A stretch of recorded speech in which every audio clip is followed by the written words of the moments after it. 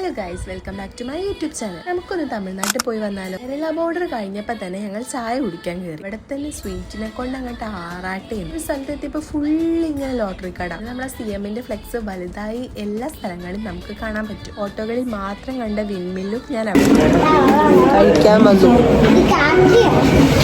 ബിരിയാണി ഇല്ല.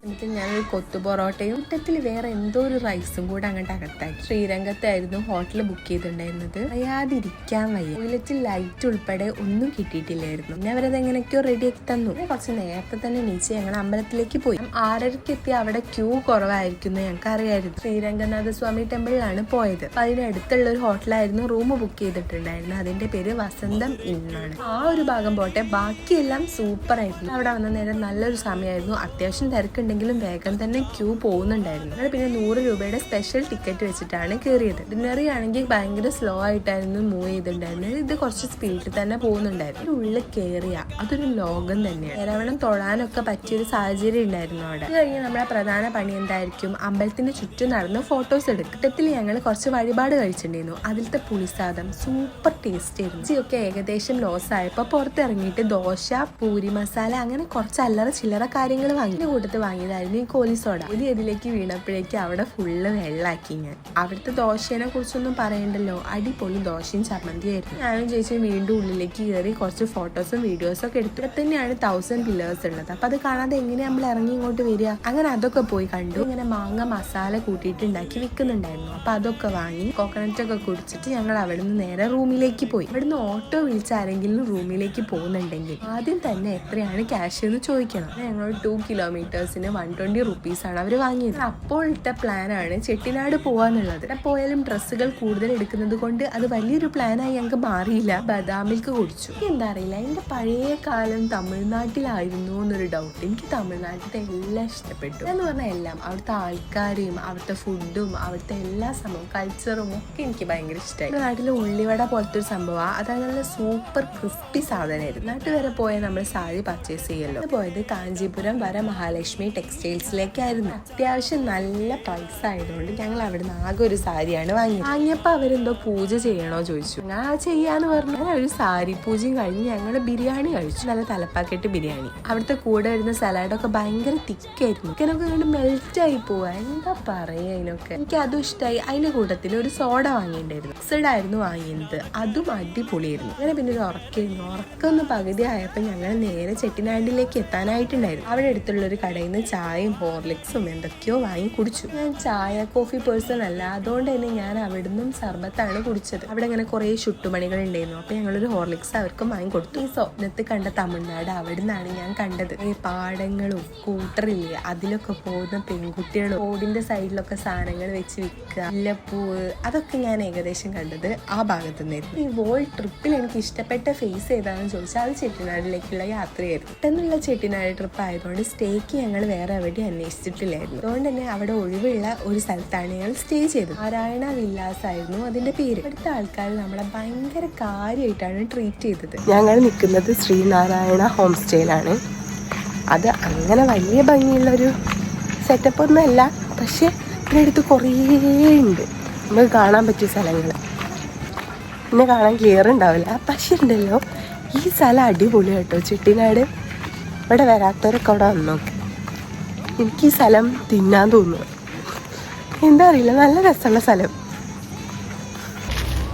ഞങ്ങൾ നിൽക്കുന്ന സ്റ്റേന്ന് ഏകദേശം വാക്കബിൾ ഡിസ്റ്റൻസിലാണ് ഈ ചെട്ടിനാട് പാലസ് ഒക്കെ വരുന്നത്. കുറച്ചങ്ങോട്ട് നടന്നാൽ ഒരു ടെമ്പിളും അതിന്റെ കോളവും അങ്ങനെ ഒരു സെറ്റപ്പ് ഒക്കെ ഉണ്ടായിരുന്നു. ഞങ്ങൾ ഫുഡ് കഴിക്കാൻ വേണ്ടിയിട്ട് അവിടെ അടുത്തുള്ള ഒരു ഫുഡ് കിട്ടുന്ന സ്ഥലത്ത് പോയി. ഞങ്ങൾ വാങ്ങിയിരുന്നത് ഒരു പൊറോട്ടയും പിന്നെ ഗ്രേവി ആയിരുന്നു. എനിക്ക് ഭയങ്കര ഇഷ്ടമായി. ഞാൻ നല്ല ആസ്വദിച്ച് അങ്ങോട്ട് കഴിച്ചു. കൂട്ടത്തിൽ ഞങ്ങൾ ഒരു ഓംലേറ്റ് വാങ്ങിയിട്ടുണ്ടായിരുന്നു. വായിലിട്ടാൽ അങ്ങോട്ട് അരിഞ്ഞു പോവുക, അങ്ങനത്തെ ഒരു ടൈപ്പ് ഒരു ഓംലേറ്റ്. എനിക്കതും ഇഷ്ടപ്പെട്ടു, എനിക്കെല്ലാം ഇഷ്ടപ്പെട്ടു. അങ്ങനെ ഫുഡൊക്കെ കഴിച്ചിട്ട് ഇലയും മടക്കി ഇലയും കളഞ്ഞ് ഞങ്ങൾ അവിടുന്ന് പോയി. ഇഷ്ടപ്പെട്ട പാർട്ടും ഇത് തന്നെയാണ്. നമ്മൾ ഫുഡ് കഴിച്ചാൽ നമ്മൾ തന്നെ അതിൻ്റെ ഇല കൊണ്ടുപോയി കളയണം. രാവിലെ തന്നെ ഞങ്ങൾ സൈക്ലിങ്ങിന് ഇറങ്ങി. സൈക്കിൾ ഓടിക്കാൻ അറിയാത്തത് കൊണ്ട് സൈക്കിളിൽ പോകാൻ പറ്റിയില്ല. പക്ഷെ ഞങ്ങൾ അവിടുന്ന് നേരെ ഒരുങ്ങിയിട്ട് ഫുഡ് കഴിക്കാൻ വേണ്ടി താഴത്തേക്ക് ഇറങ്ങി. ആണ് രാവിലെ ഞങ്ങൾ നിന്ന സ്റ്റേന്റെ മുൻഭാഗം കാണാൻ വേണ്ടിയിട്ട് അവിടെ എത്ര ഭംഗിയുള്ളൊരു വരാന്ത ബാൽക്കണി ഉണ്ടായിരുന്നു. ഞങ്ങൾ മൊട്ടമാടിയിലും പോയിട്ടുണ്ടായിരുന്നു. മൊട്ടമാടി എന്നൊക്കെ പറയുമ്പോൾ നമ്മൾ ടെറസ് തന്നെയാണ്, പക്ഷെ കുറച്ചുകൂടി ഒരു ഭംഗിയുണ്ട്. ഞാൻ പറഞ്ഞില്ലേ, എനിക്ക് ഇങ്ങനത്തെ സ്ഥലങ്ങളൊക്കെ കാണുമ്പോൾ അങ്ങോട്ട് വാരി തിന്നാൻ തോന്നും. അത് കഴിയരുത് എന്നൊക്കെ തോന്നി. സ്ഥലങ്ങളൊക്കെ തിന്നാൻ പറ്റിയെങ്കിൽ ഞാൻ ഈ സ്ഥലം മുഴുവൻ അങ്ങോട്ട് തിന്നിരുന്നു.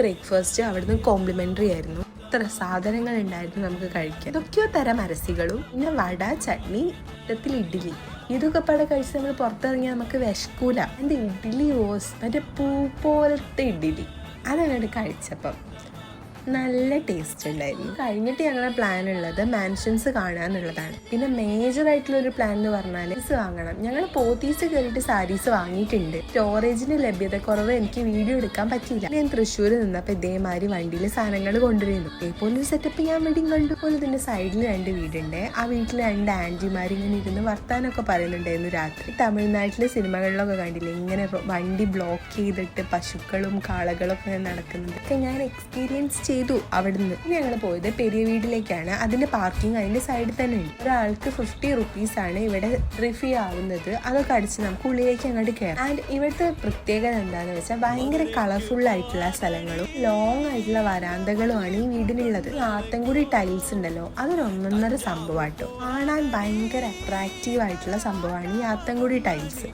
പിന്നെ നമ്മൾ കുറച്ച് ഫോട്ടോസും വീഡിയോസും ഒക്കെ എടുത്തിട്ട് അവിടെ നിന്ന് ഇറങ്ങാൻ പ്ലാൻ ഇട്ട് പോയത്. ഒരു സൺഡേ ആയതുകൊണ്ട് ടൈല് മേക്ക് ചെയ്യുന്ന സ്ഥലത്തൊന്നും പോകാൻ പറ്റിയില്ല. താക്കോലൊക്കെ ഇടുന്ന ഹോള് കണ്ടോ, എന്തൊരു വലുതാ. ഞങ്ങൾ അവിടെ മാത്രമല്ല വേറൊരു മാൻഷനിലും കൂടെ പോയിട്ടുണ്ടായിരുന്നു. ഇതേപോലെ 50 rupees തന്നെയാണ് ആയത്. ഞാൻ പറഞ്ഞ മേജർ കാര്യമില്ലേ, അത് ഞങ്ങൾ നെല്ലി ഹാൻഡ്ലൂംസ് എന്നാണ് വാങ്ങിയത്. ഇവിടെ ഞാൻ ഷോർട്സിൽ പറഞ്ഞ പോലെ കുറെ വെറൈറ്റീസ് ഓഫ് സാരീസ് ഉണ്ട്, പക്ഷേ പ്രൈസും ഉണ്ട്. 100 മുതലാണ് സാരീസ് സ്റ്റാർട്ട് ചെയ്യുന്നതെങ്കിലും നമുക്കതൊന്നും ഇഷ്ടപ്പെട്ടില്ല. എന്തായാലും 1000 എബോള്ള സാരീസ് അവിടുന്ന് വാങ്ങത്തുള്ളൂ. അതേപോലെ തന്നെ ഞങ്ങൾ എടുത്തു അവിടുന്ന് അത്യാവശ്യത്തിലേറെ സാരീസ്. കാരണം ഞങ്ങളുടെ വീട്ടിലുള്ള എല്ലാവരെയും സാരി കൊണ്ട് നമുക്ക് മൂടണ്ടേ. പിന്നെ ഈ അങ്കിൾ എനിക്കിതിൽ ചവിട്ടാനുള്ള അവസരവും തന്നു. മറ്റേ അങ്കിൾ കുറച്ച് നൂലും തന്നു. ഇതൊക്കെ കൊണ്ടാണ് ഞാൻ വീട്ടിലേക്ക് വന്നത്. ഇതേപോലെ ഒരു കവർ നിറച്ച സാരിയും കൂടെ ഉണ്ടായിരുന്നു കേട്ടോ. അതാണ് ഞാൻ പറഞ്ഞ 2ാമത്തെ മാൻഷൻ. ഇവിടെയും കയറിയിട്ടാണ് ഞങ്ങൾ തിരിച്ചു പോകുന്നത്. ഇറങ്ങുമ്പോൾ ഞങ്ങൾ ഫുഡൊന്നും കഴിച്ചിട്ടില്ലായിരുന്നു. അതുകൊണ്ട് കുറെ അലഞ്ഞിട്ടും ഞങ്ങൾക്ക് ഫുഡ് കിട്ടിയിട്ടില്ല. എൻ്റെ ഒരു ഇത് എന്താ വെച്ചാൽ നിങ്ങൾ സ്റ്റേ ചെയ്യുന്ന അവിടെ തന്നെ ഫുഡ് ഉച്ചയ്ക്കുള്ളതും പറയാം. അങ്ങനെ കുറച്ച് കിലോമീറ്റേഴ്സ് നമുക്ക് ഫുഡൊന്നും അങ്ങനെ കിട്ടില്ല. റോസ് ഫ്ലേവർ ഉള്ള സോഡ എനിക്ക് ഭയങ്കര ഇഷ്ടപ്പെട്ടു. ഈ വണ്ടി നിറച്ചും ആൾക്കാർ ഇങ്ങനെ പോണം കണ്ടപ്പോൾ ഞാൻ വീഡിയോസ് എടുത്തതായിരുന്നു. അപ്പോൾ അവിടുത്തെ ഒരാൾ എനിക്ക് ടാറ്റ തന്നു. ഞങ്ങൾക്ക് കാര്യമായിട്ട് അവിടെ ഒന്നും ചെയ്യാനില്ലായിരുന്നു. അതുകൊണ്ട് ഞങ്ങൾ നാട്ടിലേക്ക് തിരിച്ചു പോരുകയാണ്. തിരിച്ചു പോരുമ്പോൾ ഞങ്ങൾ കുറച്ച് കരിക്കൊക്കെ വാങ്ങി കുടിച്ചു. പറയാതിരിക്കാൻ വയ്യ, ഇവിടുത്തെ കരിക്കിനൊക്കെ ഭയങ്കര മധുരമുണ്ട്. ഉച്ചയ്ക്ക് ഫുഡ് കഴിക്കാത്തതുകൊണ്ട് ഞങ്ങൾ ഫുഡ് കഴിക്കാൻ കയറി. ഫ്ലോപ്പ് ബിരിയാണി ആയിരുന്നു. കൂട്ടത്തിൽ ഒടുക്കത്തെ പൈസയായിരുന്നു. ഈ 65 rupees ആണ് അവരൊരു പോർഷൻ ബിരിയാണിക്ക് ഞങ്ങളെ കയ്യിൽ നിന്ന് വാങ്ങിയത്. റിവ്യൂസ് ഒക്കെ നോക്കിയിട്ടാണ് പോയതെങ്കിലും ഞങ്ങൾക്ക് ആ ഫുഡ് തീരെ ഇഷ്ടപ്പെട്ടില്ല.